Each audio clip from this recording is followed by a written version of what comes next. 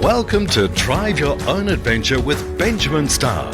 With holiday parks and resorts across New South Wales and Queensland, find your dream destination with Ingenia Holidays.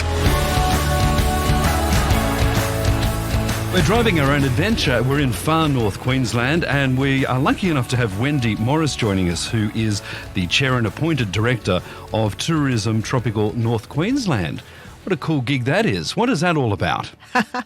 You're right, I'm very lucky. So I'm able to work with the primary regional tourism organisation. Mm-hmm. So we have a team that spreads for the promotion of the area the whole way from the Torres Straits to the Northern Territory border and all the way down to Cardwell.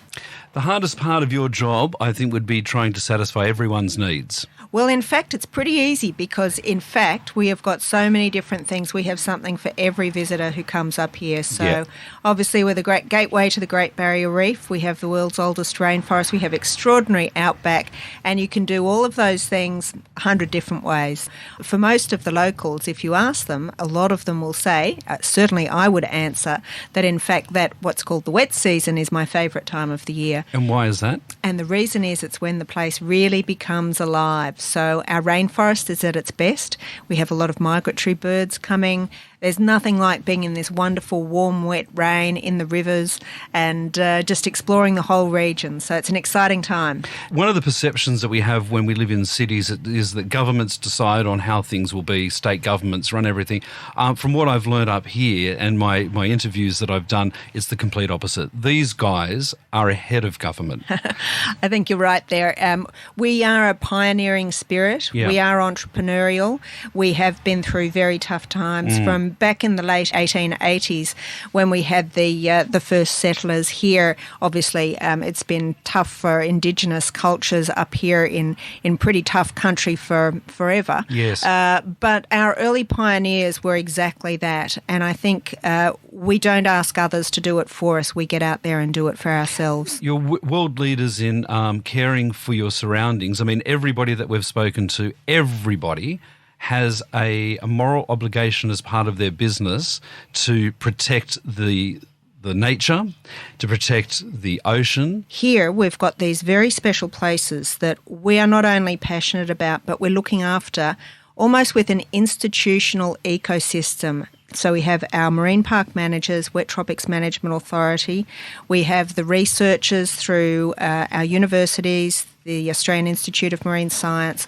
But we have the communities and the NFPs all working together to look after everything with our natural environment, from removing plastics through to being carbon neutral. So we are absolutely passionate up here, all of us. Yeah, we were over at the aquarium yesterday and the lovely gentleman was showing us around and we got to come face to face with the sea turtle who is in remission from dying.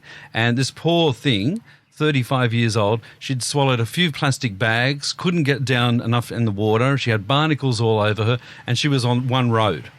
Extinction for her. And it's amazing to see that how different she was after she's had this operation. And people really do care up here. There seems to be a real I care here, more so than you see in any other capital city. I think that's right. And as far as the turtles go, we've got one of the world's best turtle rehabilitation centres out at Fitzroy Island with Jenny Gilbert. But I think what you're saying is absolutely right. So whether you're a tourism operator or whether you're just somebody, a business person, we all care. And I think that is what does set us apart here. Now, for people that are coming up to this region, there's so much to see and do. You can't do it in a week. That's the first thing, because the drives are long, the drives are scenic, and you've got to experience those drives. But everywhere you go takes you to a different destination. So what are your top 3 things, besides the barrier reef, that people should go and see? Well, my background is as a marine biologist, and I'm absolutely passionate about the reef. So I'd say go to the reef 3 times, but that's me. Yeah. But I truly think if you're a family, you really must go out to the reef. And there's some great, even half-day trips out to some of the islands here if you don't want to go for a full day. I know it's hard with little ones. Yeah. But I would definitely go explore our rainforest as well. You don't have to pay a lot of money. In fact, all our national parks you can go into virtually for free. Yep. So go exploring our rainforest. And then I think we've got some wonderful beaches that you need to explore. Yes. And great ways to explore our Indigenous cultures as well. So a whole variety. Now, what advice do you have for people that are listening in who may be thinking, I'm going to do a sea change and I'm going to get into ecotourism or tourism? What advice do you have for those types of people? Come up and have a look. Yep. Come explore. Spend at least a couple of weeks up here. Talk to us up here and come decide. And I think anybody who lasts, we have a saying, anybody who lasts one wet season here is addicted to us forever because it is absolutely the most engaging place when you see it through a whole yearly cycle. So yeah, I could imagine it would be. Now, caravanning is a huge thing. Some people are into it, some people aren't, but I mean, motorhomes now are becoming like palaces on wheels. They're everywhere up here. They are, and it's a really important part of not only our economy but our community. So we love having visitors come through, and they're great explorers, and it's amazing where you see people who have been in a caravan. So whether you're a family or a grey nomad, so to speak, we love having these people here. One of the things that we noticed on all our interviews is every company is focused on educating the youth. They obviously see the youth as the turning point to everything else that's going on. In capital cities, people will argue, yes, global warming. Majority go, not happening. That's the way cities think. Cities don't understand that they've already changed their natural environment. Cities and Mother Nature are now trying to cope with all this overdevelopment.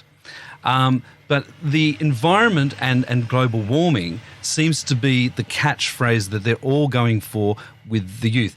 From your perspective as a marine biologist, is it as bad as what people say, or is it just a cycle that's happening?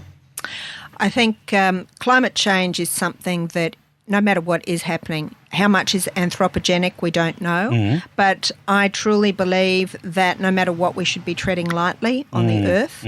And I think our youth are extremely important because they are aware of environment. And I really believe that this area up here is nature's medicine. So we've lost our connection, our true spirit and heart of connection with nature. When you come back up here, particularly if you turn around to live up here, you can reconnect and have that marvellous connection with something that's greater than yourself. Put down the iPhone, put down the iPad, get out into nature. And I would like to think that that's something that we can help share a lot more from this region with the whole world, particularly the youth.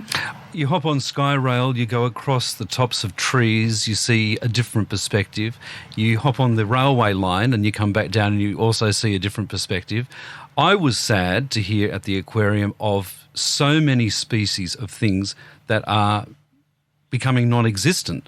And we don't know the impacts of all these things, like little lizards and all those types of things. There's no question things are changing, and we are seeing certainly over the recent years what appears to be a warmer environment. Sure. And so we are seeing in mountaintops, for example, many species migrate higher up that mountaintop to a cooler altitude. Yes. But while it truly astounds me how much we have learnt in the last 50 years, what astounds me even beyond that is how little we still understand about the natural world. And I will say that our nature is incredibly resilient. I've seen with my own eyes the cycles on a coral reef over 40-odd years, and whether it's cyclones or bleaching or crown of thorns starfish, I've watched the regeneration as well. But nature is complex, and it's constantly changing in space and in time, particularly on a coral reef, but also in a rainforest. So the most important thing that we can do is to